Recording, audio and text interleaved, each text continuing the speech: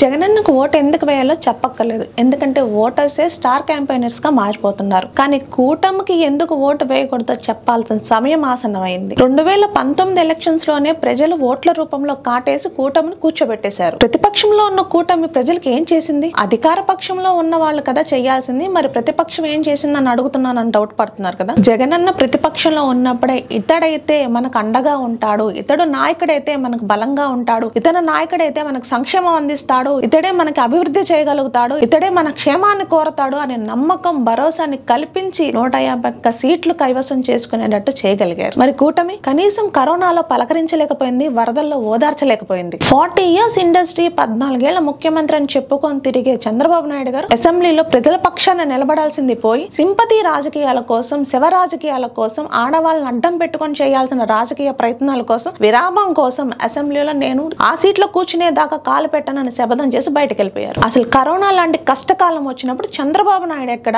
లోకేష్ ఎక్కడ, భువనేశ్వర్ ఎక్కడ, పురంధేశ్వరి ఎక్కడ, పవన్ కళ్యాణ్ ఎక్కడ, షర్మిలమ్మ ఎక్కడ? మాట్లాడితే మా పర్సనల్ విషయాల జోలికి రావద్దు అని చెప్తారు. అనకుండా ఎలా ఉంటాము? కరోనా టైంలో కష్టకాలంలో ప్రజలు ఉన్నప్పుడు చంద్రబాబు నాయుడు పక్క రాష్ట్రంలో టైం స్పెండ్ చేశాడు. లోకేష్ పరివర్తన క్లాసెస్ లో ట్రైనింగ్ తీసుకుంటూ కూర్చున్నాడు. భువనేశ్వరి పది సేవ చేసుకుంటూ కూర్చుంది. పురంధరేశ్వరి పార్టీని అయినోళ్ళకి అందుబాటులో ఉండేటట్టు చేసుకుంటూ కూర్చుంది. షర్మిలమ్మ పార్టీల మీద పార్టీలు పెట్టుకుంటూ వెళ్ళిపోతుంది. ఇక పవన్ కళ్యాణ్ యథావిధిగా ప్యాకేజీలు తీసుకుంటూ, ఇంకొక అలవాటు ఉంది, పిల్లానికి విడాకులు ఇచ్చుకుంటూ వెళ్ళిపోతున్నాడు. ఎవరండి ప్రజల పక్షాన నిలబడింది? ఎవరండి ప్రజల కోసం పోరాడింది? సంక్షేమం, అభివృద్ధి రెండు కళ్ళుగా చేసుకుని జగనన్న ఈ రోజు బస్సు యాత్ర గాని, పాదయాత్ర ఏది చేసినా ప్రజల కోసమే చేసి ప్రజల గుండెల్లో స్థానం సంపాదించుకొని ప్రజల మనోధైర్యంగా నిలిచారు. ఈ రోజు ఆ ప్రజల యొక్క మనోధైర్యమే ఓటు రూపంలో చూపిస్తారు. ఈ రోజు ప్రతిపక్షానికి ఎలక్షన్స్ అనగానే ప్రజలు గుర్తొస్తున్నారు, వాళ్ళ ఓట్లు గుర్తొస్తున్నాయి. ధైర్యానికి, దమ్ముకి ఓటేస్తే నాయకుడు వస్తాడు, కులానికి, కూటమికి ఓటేస్తే నాయుళ్ళు వస్తారు. అందరూ గుర్తుంచుకోవాలి.